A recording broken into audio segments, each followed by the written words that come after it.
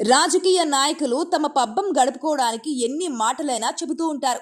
ఎంచక్కా చొక్కా నలగకుండా ఏసీ రూమ్లో కూర్చొని 4 మీడియా మైక్లను ముందేసుకుని వాళ్లకు ఇష్టం వచ్చిన రీతిలో క్యాడర్ను ఉత్సాహపరిచేందుకు ఎన్ని కథలు చెప్పినా మా నాయకుడు అలా చెప్పాడు ఇలా చెప్పాడు అని కాలర్ ఎగరేసుకుని బయట తిరుగుతూ తమకు అవసరం లేని వాటిలో వేలు పెడుతూ అనవసరమైన గొడవలకు వెళుతూ ఇబ్బందులు కొని తెచ్చుకోవడం ప్రతి పార్టీలో సర్వసాధారణమే. కూటమి ప్రభుత్వం అధికారంలోకి వచ్చిన మొదలు వైసీపీ కార్యకర్తలకు గుబులు మొదలైనటువంటి మాట వాస్తవమే.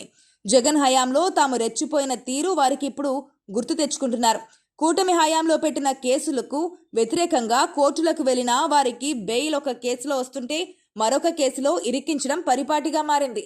ఇదంతా కేసులు బనాయించబడ్డవారు, వాటిని ఎదుర్కొన్నవారు, కుటుంబాలకు దూరంగా జైళ్లలో మగ్గుతున్నవారు ఎందరెందరో. అయితే మాజీ ముఖ్యమంత్రి జగన్మోహన్ రెడ్డి తన మీడియా ప్రసంగాలలో మాట్లాడుతూ 3 సంవత్సరాలు కళ్ళు మూసుకుంటే మన ప్రభుత్వమే వస్తుందని, అప్పుడు ప్రతి ఒక్కడికి వడ్డీలతో సహా లెక్కలు తేలుద్దామని ఎన్నో కథలు చెబుతూ వైసీపీ కేడర్ను ఉత్సాహపరచడంలో తన వంతు ప్రయత్నాలు తాను చేస్తున్నాడు. దీనిని ఆసరాగా చేసుకుని చాలామంది సోషల్ మీడియాలో కూటమి ప్రభుత్వాన్ని నిందిస్తూ ఇష్టానుసారంగా పోస్టులు పెడుతూ రాబోయేది తమ ప్రభుత్వమే అని, తమకు అడ్డు చెప్పేది ఎవరనే రీతిలో చెలరేగిపోతున్నారు.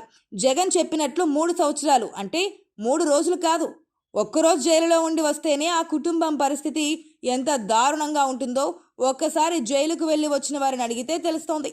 మరొక వైపున ఒక్క కేసు కడితేనే ఆ కేసు మిమ్మల్ని జీవితాంతం బాధిస్తూనే ఉంటుంది.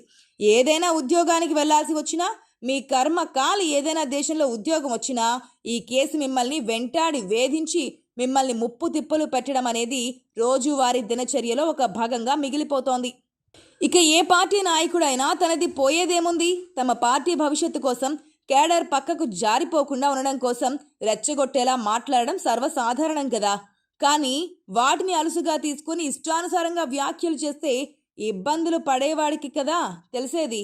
కూటమి ప్రభుత్వంలో తెలుగుదేశం పార్టీ సానుభూతి పరులకే కొన్ని చోట్ల దిక్కు లేకుండా ఉంది. ఉదాహరణకు చిలకలూరిపేటకు సంబంధించి 30 సంవత్సరాలుగా పార్టీ కోసం పనిచేస్తున్న ఒక ఎన్ఆర్ఐ స్థలాన్ని తెలుగుదేశం పార్టీకి సంబంధించిన వారే కబ్జా చేస్తే ఆ స్థలం విషయంలో అతడికి భరోసా ఇచ్చేవారే కూటమిలో కరువయ్యారు. ఇలాంటి సంఘటనలు రాష్ట్ర వ్యాప్తంగా చాలా చోట్లున్నాయి. తెలుగుదేశం పార్టీకి సంబంధించిన వారే దిక్కు మొక్కు లేకుండా వారి పరిస్థితి ఏమిటో తెలియక అగమ్య గోచరంగా ఉంటే తమ నాయకులు రెచ్చగొడుతున్నారని, తాము చెలరేగిపోతున్నామని ఇష్టానుసారంగా సోషల్ మీడియాలో ఎదుటి వారిపై తిట్ల దండకం అందుకుంటే తరువాత పడవలసిన ఇబ్బందులు ఏ విధంగా ఉంటాయో ఇప్పటికే గత సంవత్సరంగా జైళ్లల్లో మగ్గి అష్ట కష్టాలు పడి బెయిల్ తెచ్చుకున్న వారిని అడిగితే మీకు వారి సాధక బాధలు తెలిసి వస్తాయి. జగన్తో పాటు వైసీపీ నాయకులు తమ క్యాడర్ నిరుత్సాహపడకుండా వచ్చే 3 ఏళ్లు పార్టీ కోసం అలుపెరగకుండా పోరాటం చేస్తారన్న ఆలోచనతో తెలుగుదేశం పార్టీ నాయకులను, ఇష్టానుసారంగా కేసులు కడుతున్న అధికారులను భయపెట్టే మాటలు మాట్లాడతారే తప్ప చొక్కాలు చింపుకొని రోడ్ల మీదకు వచ్చి అనుచిత వ్యాఖ్యలు చేయమని కాదని సంగతి అర్థం చేసుకోవాల్సిన అవసరం ఎంతైనా ఉంది.